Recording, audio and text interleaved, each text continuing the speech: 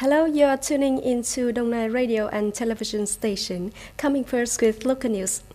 On March the 17th, the Administrative Procedure Reform Advisory Council of the Prime Minister held a press conference to announce the report on the assessment of the cost and compliance with Administrative Procedures 2020, referred to as APCI 2020 under the owner.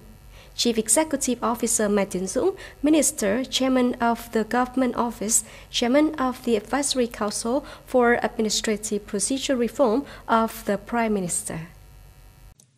APCI 2019 and APCI 2020 both show that groups of administrative procedures have high scores and significant progress over the years thanks to the application of information technology to support the implementation of administrative procedures of enterprises, as well as handling administrative procedures of state agencies in the electronic environment.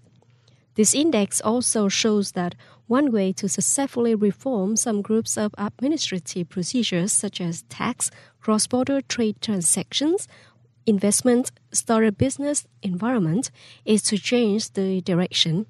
State management formulas from pre-check to post-check.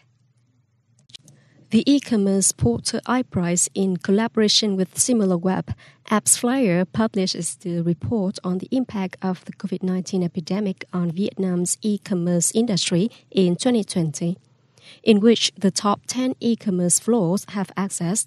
The highest average website access last year in Southeast Asia recorded 5 domestic enterprises in Vietnam: Thế giới di động, Tiki, Sandor, Bách Hóa Xanh, and FPT Shop.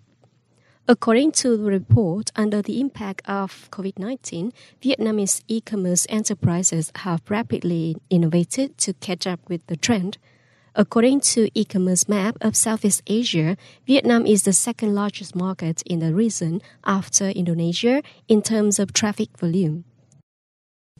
The Ministry of Health said that 1,000 doses of COVID-19 Sputnik V vaccine produced by Russia had arrived in Vietnam and transferred to the cold storage of the Central Institute of Hygiene and Epidemiology for preservation.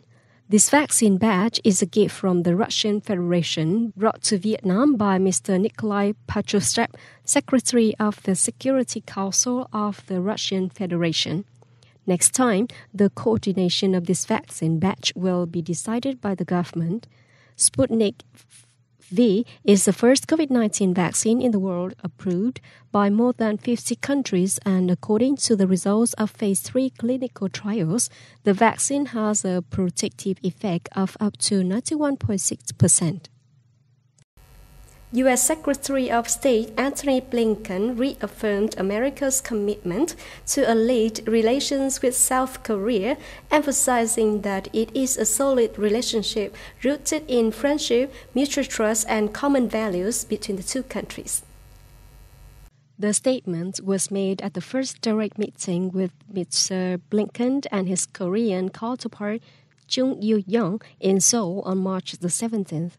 According to Mr. Blinken, the U.S.-Korea alliance not only promotes security, peace, and prosperity of the two countries, but also contributes to strengthening security and prosperity in the Indo-Pacific region as well as in the world. While Foreign Minister Chung Eui-yong said that the Korea-U.S. ally is the foundation in Seoul's foreign policy. In a press release, South Korea's foreign ministry said the two foreign ministers shared the view that North Korea's nuclear and other problems were urgent need to be resolved. Earlier that same day, Defense Minister Lloyd Austin also visited South Korea and held talks with his host country counterpart Seoul. The World Health Organization, WHO, on March the 17th recommended that countries continue to implement AstraZeneca's COVID-19 vaccination program at this time.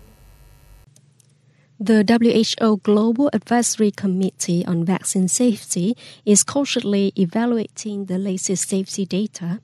Currently, WHO sees the benefits of the AstraZeneca vaccine outweigh the risk, the WHO said in the statement, and recommend that countries continue to vaccinate this vaccine.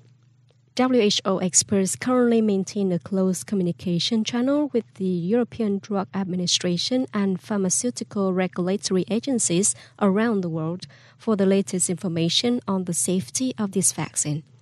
WHO made the statement after the number of countries stopped using the AstraZeneca vaccine due to the concerns about side effects causing blood clots.